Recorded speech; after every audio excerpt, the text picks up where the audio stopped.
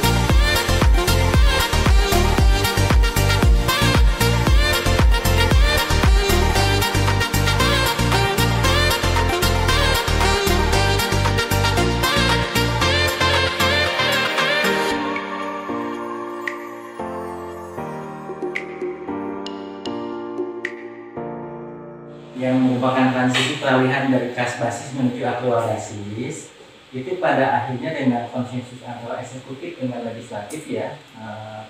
Ini siapa?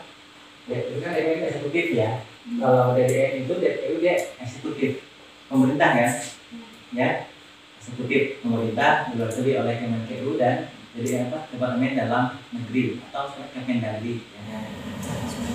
Jadi ya pada akhirnya TPPU juga kalau dibuktikan dia melakukan pencucian uang, ya, otomatis dia tipikor tindak pidana korupsi, ya, karena uangnya didapat dari korupsi tadi.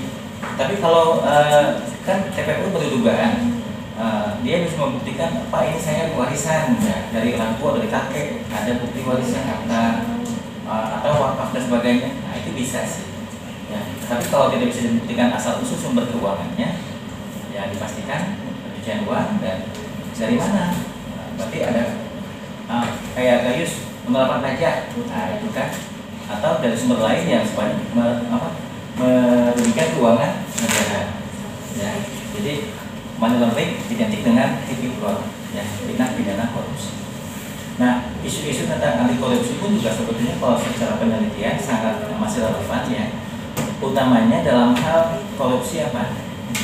Jadi menurut KPK itu korupsi sesungguhnya yang membahayakan itu bukan hanya di sektor pemerintahan, government, korupsi bupati, wali kota, korupsi gubernur, ya itu juga tinggi ya. Tetapi yang sesungguhnya yang bagi konsen KPK yang melihat kerugian negara yang begitu besar adalah korupsi apa?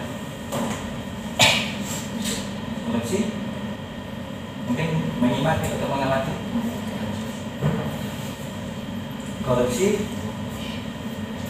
SDA, apa SDA? Sumber daya alam. Ya. Bahan yang nggak cocok, berarti kan kalau bahan yang nggak cocok, berarti kan dari awal mula pengiriman, berarti kan, nah kenapa nggak dicek satu? Terus yang kedua, apakah karena mungkin stoknya cuma itu, jadi dipaksakan untuk membuat, atau emang sebenarnya pada dasarnya itu udah barang NG udah nggak jelek, tapi karena itu dipaksakan untuk bukan gitu. Nah yang terakhir tuh FPI itu yang sama PSC. Jadi kalau sama-sama itu ya sama-sama plat merah itu bisa menimbulkan konflik kepentingan. Harusnya memang untuk posisi kepentingan Dewan Pengawas pemerintah itu harus memang ada bagian dari perusahaannya yang senior lah ya. Kalau Pak Ahok itu pada tokoh publik kan, dia dikenal sebagai tokoh publik yang memang konten juga ya, maka dia dikasih amanah untuk ngomong Pertamina. Lalu juga harus ada komisaris independen, nah dari dosen gitu ya. Tapi yang memang tadi posisinya dia bukan sebagai ASN atau pegawai negeri sipil ya. Nah dulu zamannya periode ini itu terjadi. Bahkan bisa mendapatkan jabatan komisaris di 2 BUMN. Nah ini lebih salah lagi.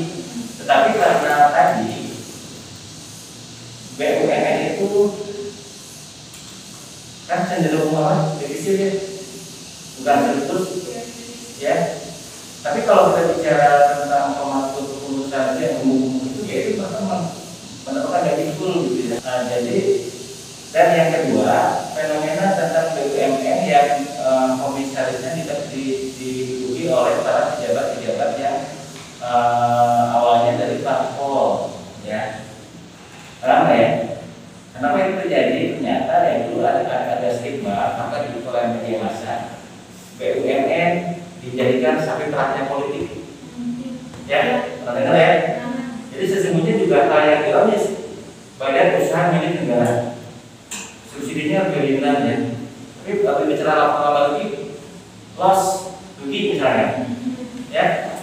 Kayak Pertamina itu kan, Pertamina itu satu-satunya yang mengurus juga sesuai pasal 33 UUD.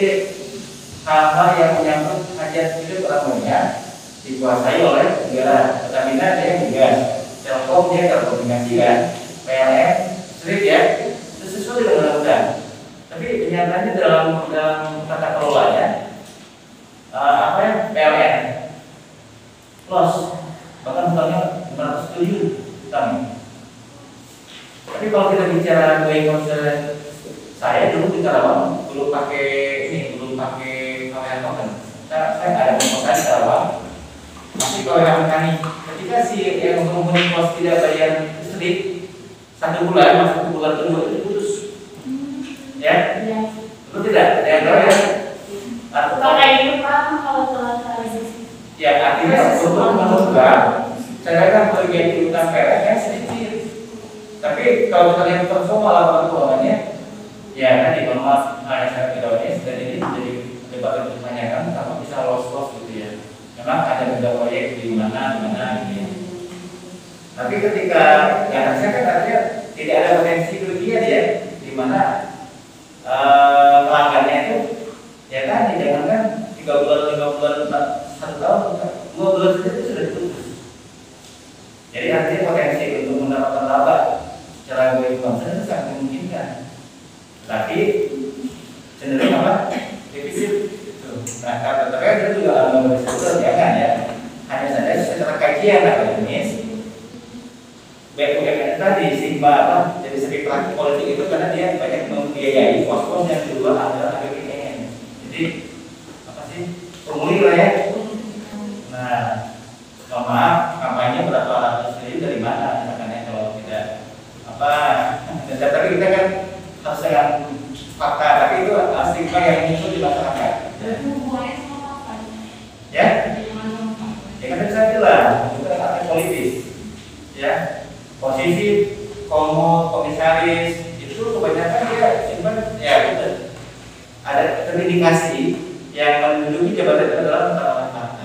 Sehingga untuk way concern masing-masing partai, tentu kan kalau dia ada di dalam kelompok ini kan dia maksudnya ini sikap skeptis ya, sikap curiga. Nah, tapi dalam akunting itu memang perlu ada aspek kehati-hatian, ya. Jangan sampai ini uang gitu kan, ya. Jadi stigma tentang sekitar itu dari dulu, dari 2003 zamannya Ibu Megawati. Hanya saja ya sekarang UI masih menjabat rektor, tapi juga sebagai komisaris. Nah, ini kan semua bukan sebenarnya enggak. Itu semua ada yang ini. Kalau kata publik, silakan cek ya. Rektor UI menjabat sebagai komisaris PT apa? Termasuk beberapa seperti ya kementerian-kementerian yang membawahi migas, SDM, gitu ya. Nah, jadi ya diduga PT itu penuh dengan nuansa kolusi ya. Karena kan sesungguhnya kenapa harusnya Freeport itu bisa dinikmati oleh masyarakat Papua kan? Ya.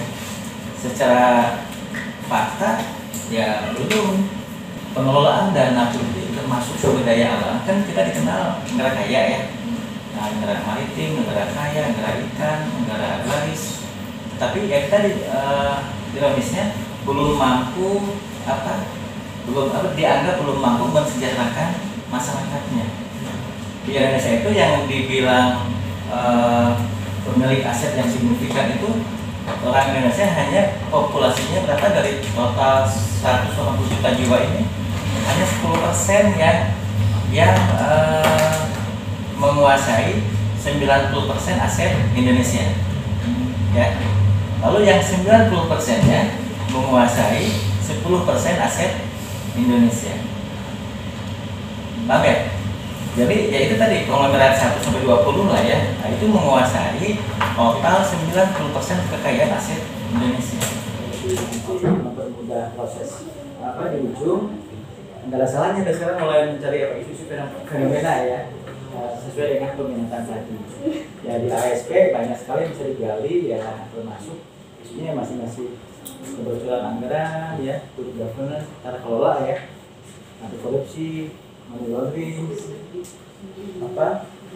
kalau kali ke awalnya sudah secara kasih tentang basis persyaratan basis karena basis masih dipakai di sektor publik ya dalam laporan perhitungan anggaran. Tapi untuk menjawab aktualnya tetap dibuat aturan surplus defisit atau laporan lagi lah kayak ya, Pak, silakan. Tadi terima kasih Mas Septi, Mas Ispa. Oh iya, kalau yang dari sisi pasar modal lupa ya, ya mungkin sudah kita bahas ya, window dressing ya, upaya untuk mengglowingkan laporan keuangan lah ya. Tapi jangan sama kayak Garuda kan, kalau Garuda kan dianggap skandal ya, karena dia mengakui pendapatan berapa 15 tahun yang akan datang, yang itu terlalu ekstrim ya. Jadi laporannya rugi supaya tampak laba, diakui itu pendapatannya itu jelas melanggar ya. Bahkan Ray juga memanggil dan komunikasi nomor satu. Lalu yang kedua kasus buyback ya, saham yang dijual kembali, nah itu juga menarik ya.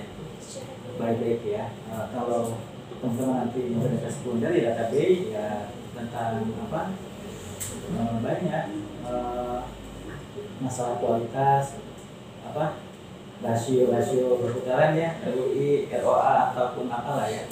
Nah, itu bisa menggunakan data sekunder ya, IB ya. Untuk 5 tahun terakhir ya, atau 10 tahun boleh ya. Kemudian menggunakan fluktuasi sampling ya, atau pembatasan kriteria mana yang lengkap auditnya, mana yang enggak gitu kan ya.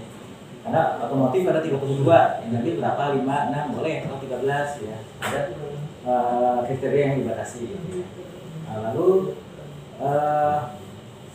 rasio perputaran sediaan, perputaran kas itu dalam pandangan database, termasuk ini emiten yang dianggap terlambat dalam menyampaikan laporan audit. Nah itu kenapa? Nah itu bisa diteliti ya, karena banyak sekali emiten yang disuspend. Disuspend itu ditangguhkan sementara sahamnya ya. Bahkan ada yang di listing, dikeluarkan ya, gara-gara tadi ketidakpatuhan dalam menyampaikan laporan audit ya. Nah itu bisa ya, buyback lain isu ya. banyak sekali perusahaan melakukan itu tujuan mendapatkan atau suntikan modal Dari pukul 3 sampai pukul 7 tahun di lapangan. makanya di sana. Oke. Baik, terima kasih teman-teman atensinya. Saya semua, terutama kalau saya sikap ya. Iya. Oke, selamat siang.